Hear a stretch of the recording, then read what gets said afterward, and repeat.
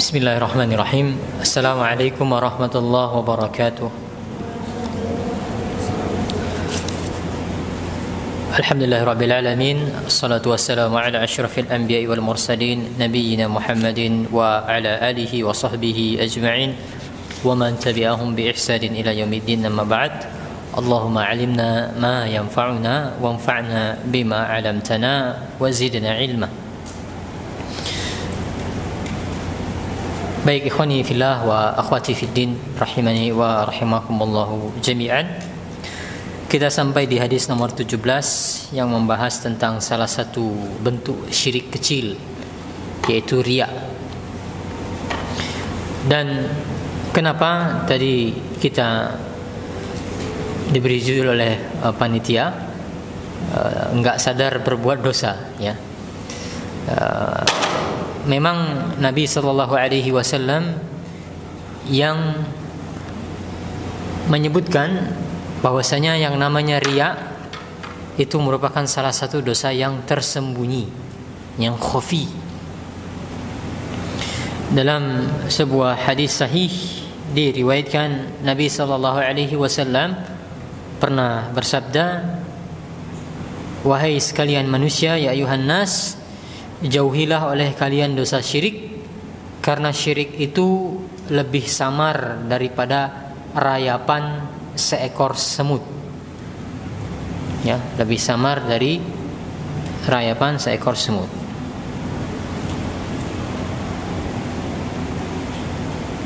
Maka Nabi SAW di sana, ya, dan syirik yang dimaksud di sana adalah riya, ya.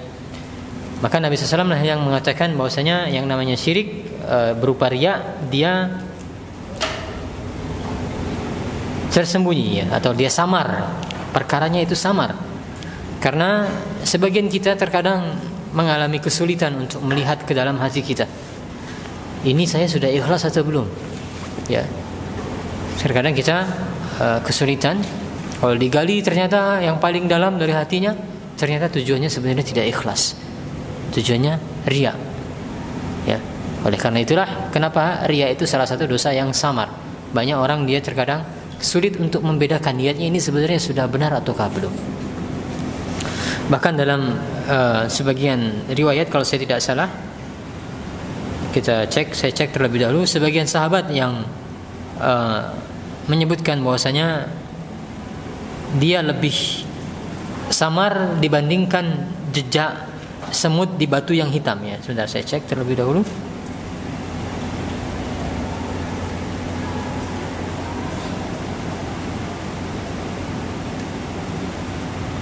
Ya, Abdullah bin Abbas yang mengatakan syirik adalah perbuatan dosa yang lebih sulit atau sangat samar untuk dikenali daripada jejak semut yang merayap di atas batu hitam di tengah kegelapan malam.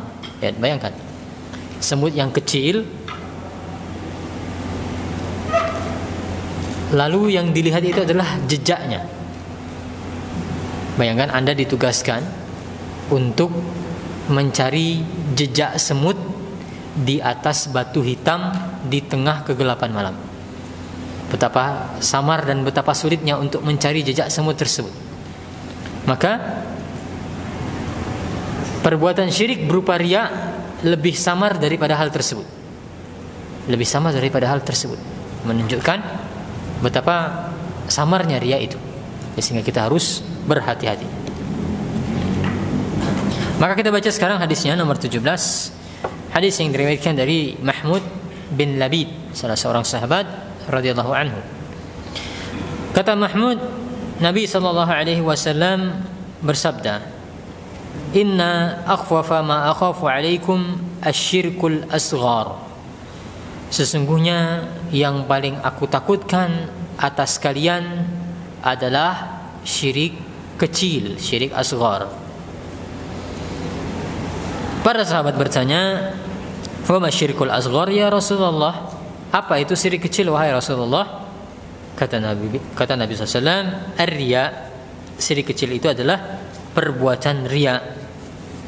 Yaqulullahu azza wa jalla lahum yawmal qiyamati iza juziyan nasu bi'a'malihim maka Allah Azza wa Jalla akan berfirman kepada mereka, yaitu orang-orang yang berbuat riya, ketika Allah membalas manusia dengan amalan atas amalan-amalan mereka pada hari kiamat nanti. Apa yang Allah katakan? Idhabu ilal ladzina kuntum turauna fid dunya fanzuru hal tajiduna indahum jazaa.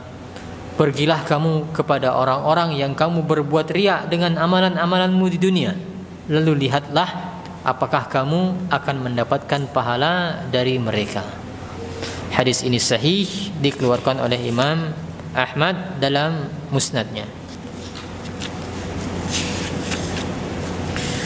Maka intinya hadis nomor 17 ini memberikan kita peringatan tentang salah satu dosa besar, yaitu riya.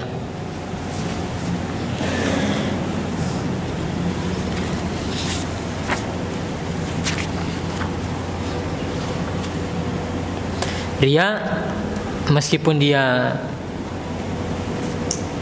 digolongkan sebagai dosa syirik kecil, ya sudah kita singgung di pertemuan sebelumnya. Kenapa ada istilah kecil di sana? Hanya untuk membedakannya dengan syirik besar. Bukan berarti, dan jangan salah paham, bahwasanya syirik kecil itu artinya dosa kecil, tidak. Namanya saja syirik kecil, namun dia tergolong sebagai dosa besar, ya. Dia tergolong sebagai dosa besar.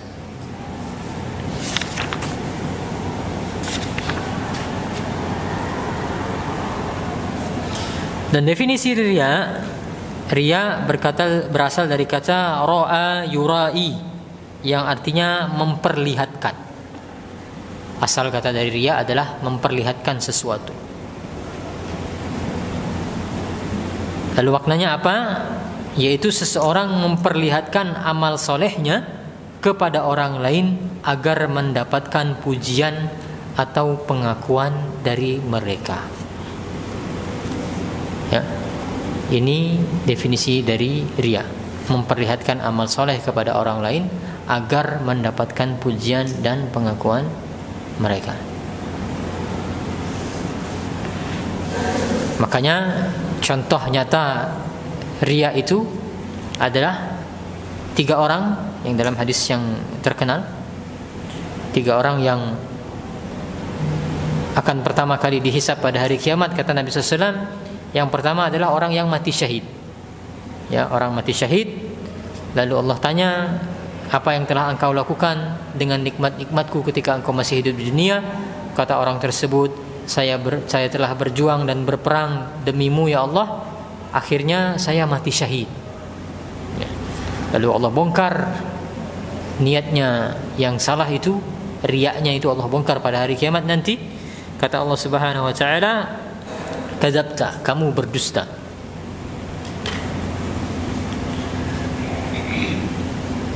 Qatalta fika walakinnaka qatalta li ay yuqala jari'un faqad qila. Allah bongkar pada hari kiamat, engkau dulu berperang ketika di dunia agar engkau disebut sebagai seorang pemberani. Ya, tujuannya ingin mendapatkan gelar tertentu, ingin mendapatkan pujian dari manusia dengan gelar tersebut.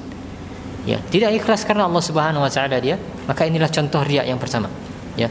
Dia berperang agar disebut sebagai seorang pemberani. Hadis yang kedua atau contoh yang kedua yang disebutkan oleh Nabi SAW, yaitu orang yang dia mempelajari Al-Quran, mengajarkan Al-Quran.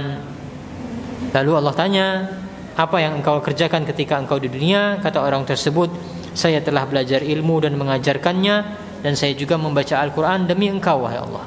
Lalu kata Allah Subhanahu wa taala, kadzabta walakinnaka ta'allamta al-ilma liyuqal 'alim. Engkau berdusta.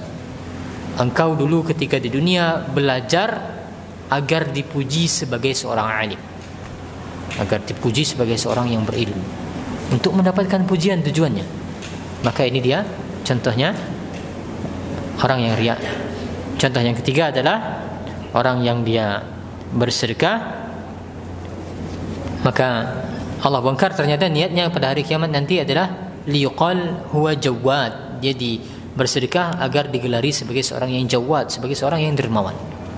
Maka itulah definisi dari riya tadi, yaitu memperlihatkan amal saleh kepada orang lain agar mendapatkan pujian dan mendapatkan pengakuan. Tidak ikhlas karena Allah Subhanahu wa taala. Kemudian pelajaran yang berikutnya yang bisa kita ambil dari hadis tadi, lihat bagaimana Nabi SAW yang mengatakan syirkul asghar, syirik kecil. Ya, sehingga istilah syirik besar atau istilah syirik kecil itu memang berasal dari Nabi SAW. Ya, istilah syirik kecil memang berasal dari Nabi SAW. Dan sudah kita singgung tentang perbedaan apa syirik besar dan syirik kecil pada pertemuan sebelumnya sudah ya. Dosa besar, dosa kecil apa, syirik besar, syirik kecil apa ya, sudah kita bahas. Syirik besar itu membatalkan keislaman seseorang, sedangkan syirik kecil tidak sampai membatalkan keislaman seseorang. Syirik besar kalau dia tidak bertobat maka dia tidak akan Allah ampuni. Kalau dia berbuat syirik besar lalu dia mati, tidak akan Allah ampuni. Adapun syirik kecil itu masih diperselisihkan oleh para ulama. Sebagian ulama mengatakan tidak diampuni, sebagian ulama lagi mengatakan diampuni. Kemudian syirik besar menyebabkan, kalau dia tidak bertobat, menyebabkan pelakunya kekal di neraka. Adapun syirik kecil dia tidak menyebabkan pelakunya kekal di neraka, hanya di neraka sementara saja. Ya, ini di antara perbedaan antara syirik besar dan syirik kecil. Dan ada beberapa syirik kecil.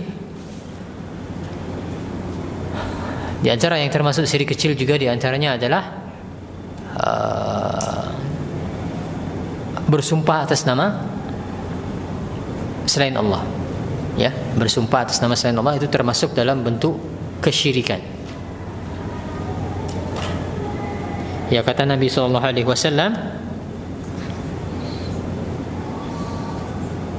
ya, man halafa bi ghairillah faqad kafara aw asyraka.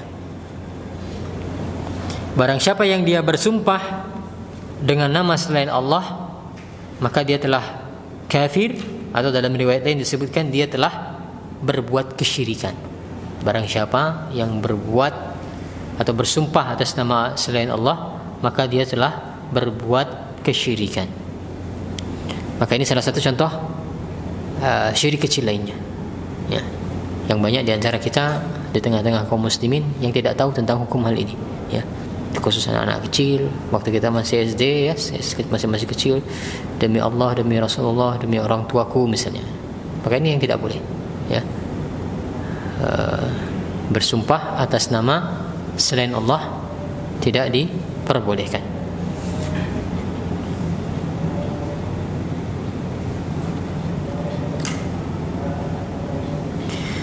Kemudian dari kalimat Nabi SAW mengatakan tadi, sesungguhnya yang paling aku takutkan atasmu ialah syirkul asghar. Ini menunjukkan betapa perhatiannya Nabi SAW dengan kondisi umat beliau. Ya. Nabi SAW adalah Nabiur Rahmah, ya. Nabi yang membawakan kasih sayang, yang kasih sayangnya kepada umatnya teramat besar. Salah satunya bisa ditunjukkan dari hadis ini, bagaimana Nabi SAW mengkhawatirkan terjadi kesyirikan pada umat beliau.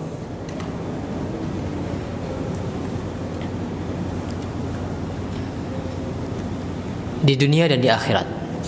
Dalam artian kasih sayang Nabi SAW itu ketika beliau masih hidup di dunia sampai di akhirat nanti. Perlu kita ketahui, ketika manusia mereka melewati sirat, setelah dihisab, manusia kemudian melewati sirat. Kalau terjatuh, maka masuk ke neraka. Kalau berhasil, kemudian menjumpai pintu surga, nanti tidak langsung masuk ke surga. Sebagian orang dia sangat cepat, secepat kilat, secepat hembusan angin. Ada yang dalam kondisi merangkak, meniti sirat itu, meniti jembatan itu sesuai dengan amalan mereka. Nah, maka yang perlu kita ketahui, Nabi SAW lihat bagaimana kasih sayang yang beliau miliki terhadap umat beliau dari dunia sampai akhirat. Diriwayatkan bahwasanya Nabi SAW berdiri di sisi sirat yang dekat arah surga sambil beliau berdoa. Setiap ada orang yang melewati sirat, beliau berdoa, Allahumma sallim, Allahumma sallim. Ya Allah, selamatkanlah orang ini, ya Allah, selamatkanlah orang ini. Didoakan oleh Nabi SAW di ujung jembatan. Ya, maka ini menunjukkan betapa besarnya kasih sayang yang beliau miliki terhadap umat beliau, ya, sallallahu alaihi wasallam. Maka sepatutnya kita memperbanyak rasa terima kasih kita kepada Nabi kita Muhammad sallallahu alaihi wasallam, yang salah satu caranya adalah dengan memperbanyak salawat dan salam kepada beliau.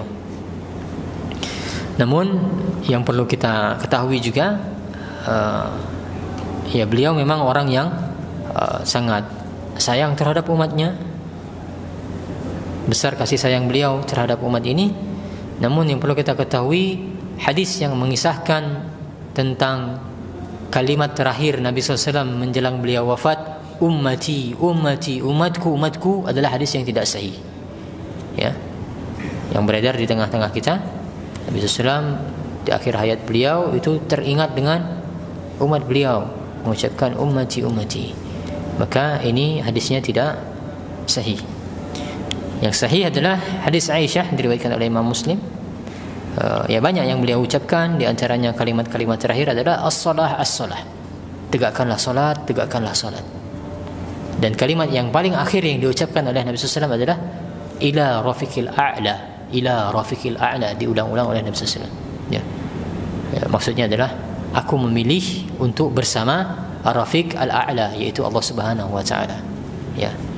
Aku memilih untuk bersama Allah Subhanahu wa taala. Maksudnya dibandingkan dengan dunia, Nabi SAW lebih memilih untuk berada di sisi Allah Subhanahu wa taala. Maka itu kalimat yang terakhir diucapkan oleh Nabi kita Muhammad SAW, bukan ummati, ummati. Bukan umatku, umatku.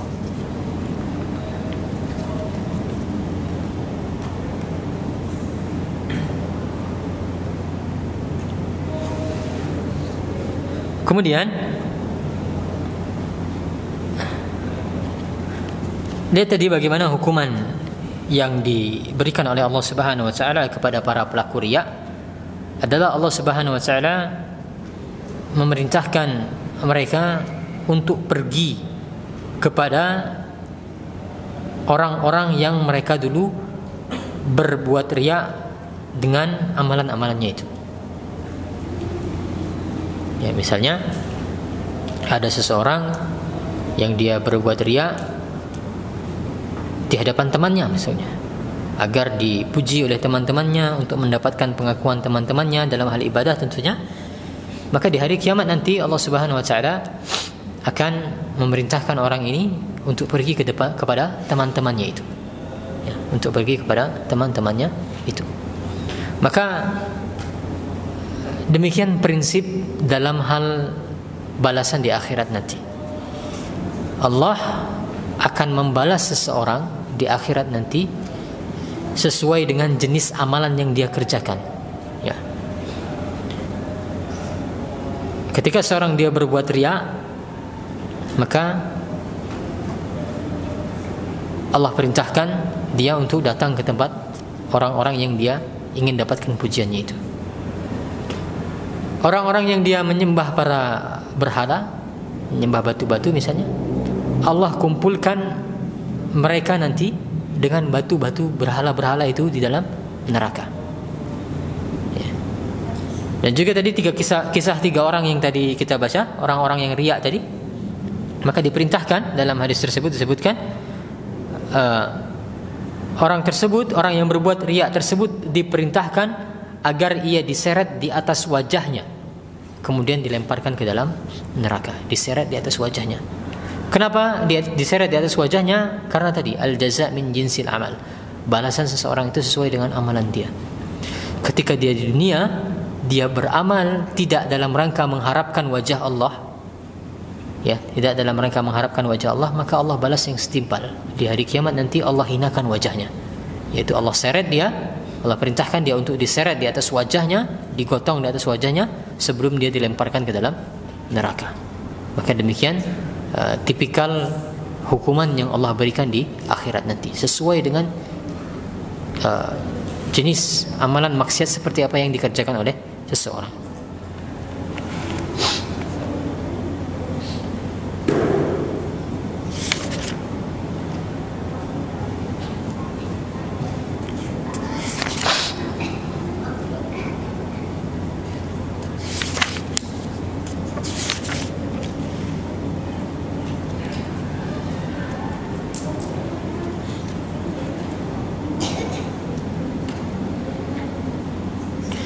Nah, kemudian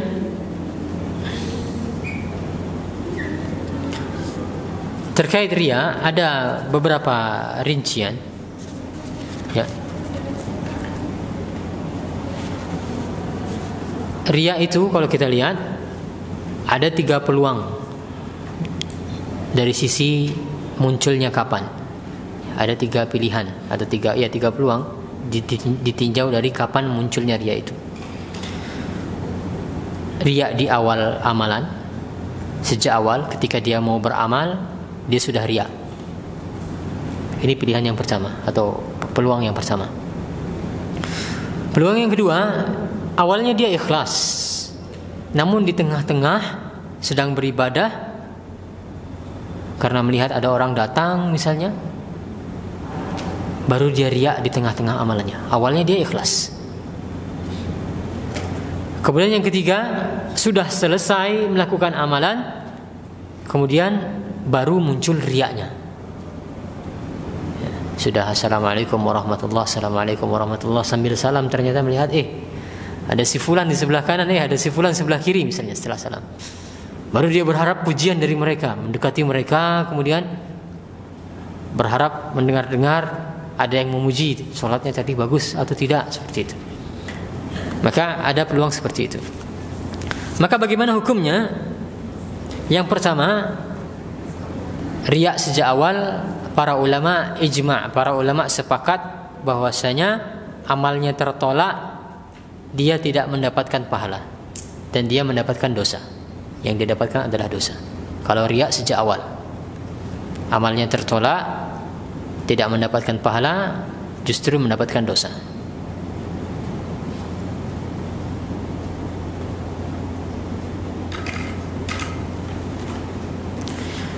Lalu yang kedua, dia riya di tengah-tengah, maka ada 2 kondisi juga, ada 2 peluang.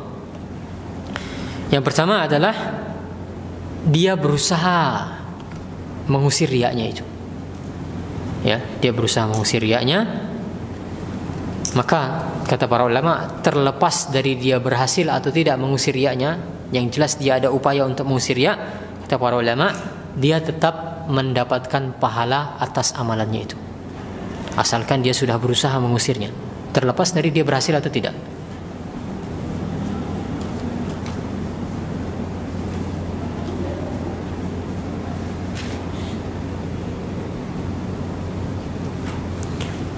Namun kalau dia mendapatkan riya itu di tengah-tengah amalan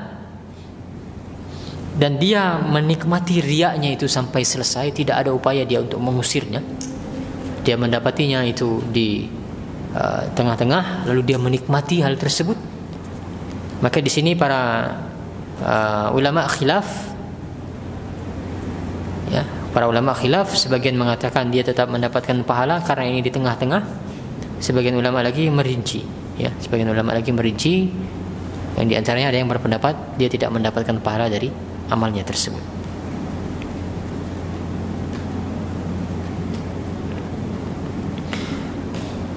Lalu peluang yang ketiga, dia baru riya setelah amalnya selesai. Nah, perlu kita ketahui, riya setelah amal selesai inilah yang diistilahkan oleh sebagian ulama dengan sum'ah. Ya, kita sering mendengar istilah sum'ah, riya dan sum'ah. Nah, riya yang terjadi setelah amalan selesai diistilahkan oleh sebagian ulama dengan istilah sum'ah.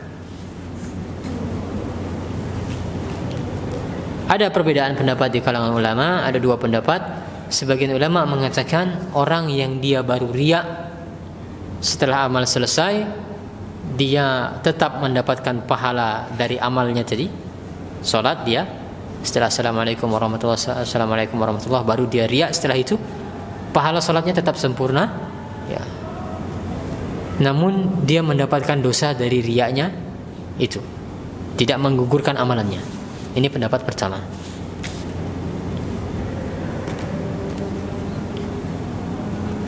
Pendapat yang kedua mengatakan amalnya gugur dan dia tidak mendapatkan dosa, dia tidak mendapatkan pahala dari amalnya tersebut ya.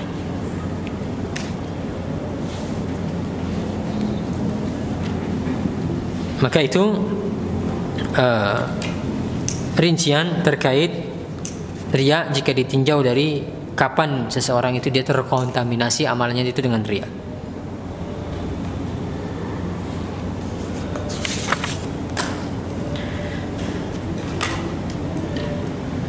Nah, kemudian faedah tambahan juga agar kita semakin mengerti tentang riya.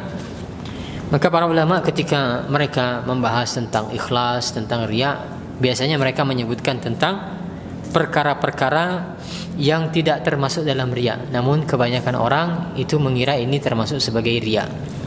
Ya, perkara-perkara yang pada hakikatnya tidak termasuk dalam riya, meskipun kebanyakan orang menganggap ini sebagai riya.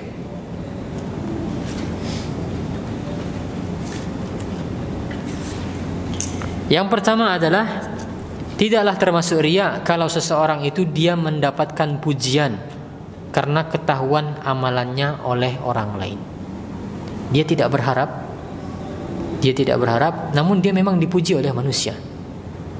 Ya, tidak ada masalah dalam kondisi hal ini, dalam kondisi seperti ini. Tidak kemudian pujian itu bisa menggugurkan amalannya, tidak. Nabi SAW pernah bersabda, pernah ditanya, ara'aita ar-rajula ya'malu al-amal min al-khair wa yahmaduhu an-nasu alaih?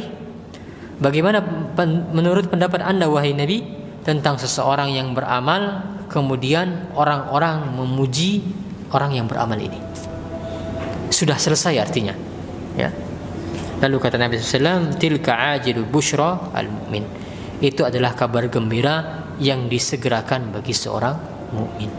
Artinya Nabi SAW tidak mencelanya, ya, diperbolehkan. Orang itu dia mendapatkan pujian setelah dia selesai beramal, dia tidak mengharapkan, namun dia dipuji oleh manusia.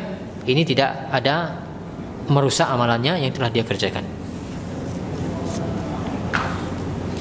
Yang kedua, bukan juga termasuk riya kalau seseorang itu dia menampakkan amal soleh agar dicontoh. Ini diperbolehkan. Namun sekali lagi, disinilah kita itu paling sering keliru, ya, sering samar itu disinilah. Ya, niatnya sebenarnya riya di awal, namun dia katakan, tidak apa-apalah, ini kan saya dalam rangka mencontohkan kepada orang lain. Barangkali ada orang lain yang mengikuti saya dalam hal ini. Ya, maka kita harus pandai-pandai dalam hal ini. Ya, bal insanu ala nafsihi basirah. Andalah yang menjadi saksi dalam hal tersebut. Ya, tanyalah dalam hati Anda yang terdalam, sekiranya apa niat sesungguhnya saya menampakkan amalan ini? Apakah betul ikhlas niat saya menampakkan amalan ini agar dicontoh oleh orang lain, ataukah hanya ingin mendapatkan pujian dari orang lain?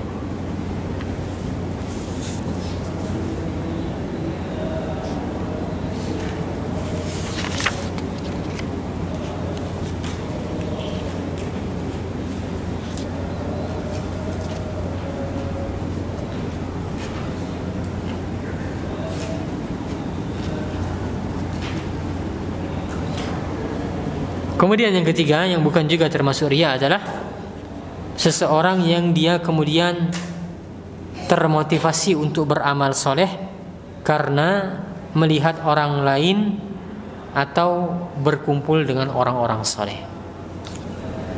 Ini bukanlah termasuk riya. Anda datang ke masjid, melihat orang di masjid, Masya Allah, pada semangat baca Al-Quran, lalu Anda ikut-ikutan membaca Al-Quran. Ini tidak termasuk dalam riya. datang ke masjid, ternyata orang-orang mengerjakan salat sunnah, maka Anda ikut termotivasi, maka ini juga bukan termasuk sebagai riya.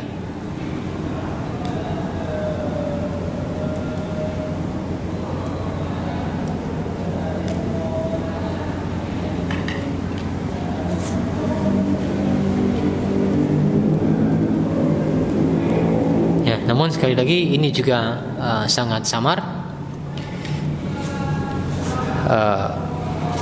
Salah satu permisalan yang sangat baik yang diberikan oleh Syekh Husain bin Audah Al-Awaisyah untuk membedakan kita itu kita itu riya ataukah benar-benar termotivasi ketika beramal, ketika lebih bersemangat beramal ketika berkumpul bersama orang soleh. Ya, jadi kita berkumpul bersama orang soleh itu bisa lebih semangat beramal. Namun lebih semangat beramalnya ini bisa jadi memang karena riya atau bisa jadi memang karena termotivasi. Ada dua peluang. Maka kata Syekh Husain, cara yang paling bagus untuk membedakannya, Anda bayangkan diri Anda di dalam sebuah ruangan yang dilapisi kaca. Anda bisa melihat ke arah orang lain, namun orang lain tidak bisa melihat ke arah Anda. Ya, ada kaca seperti kaca mobil ya. Ya, kita bisa melihat orang di luar, tapi orang tidak bisa melihat kita di dalam. Nah, maka kondisikan diri Anda seperti itu, kata Syekh Husain. Lalu bayangkan kalau dalam posisi seperti itu, kira-kira Anda tetap bersemangat untuk ikut beribadah ataukah tidak? Ya. Maka jawabannya, kalau kita tetap bersemangat melihat orang lain menjadi kita termotivasi, maka ini bukan riya. Ya. Kalau sebaliknya ternyata melihat orang semangat beribadah karena kita tahu mereka tidak melihat kita tidak ikut semangat beribadah, maka itulah dia riya.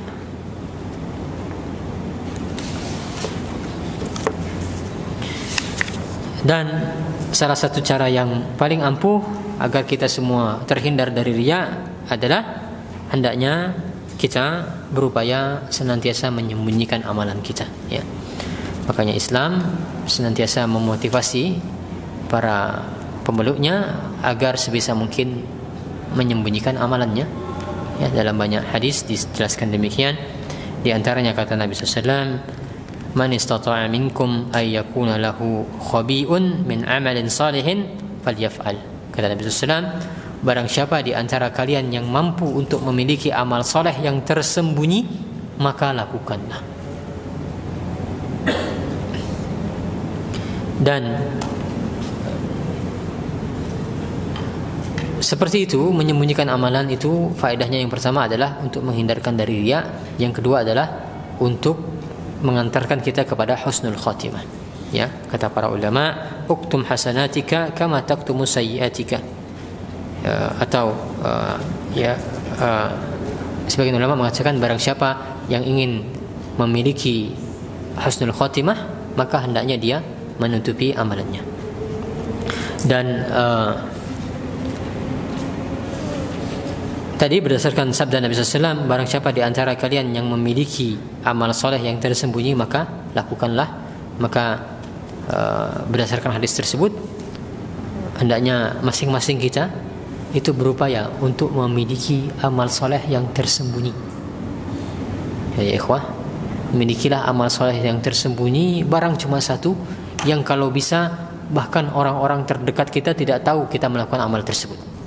Istri kita, anak kita, keluarga kita, lebih-lebih teman, orang lain tidak tahu amalan tersebut. Kalau mampu untuk memiliki amalan seperti itu, maka lakukanlah.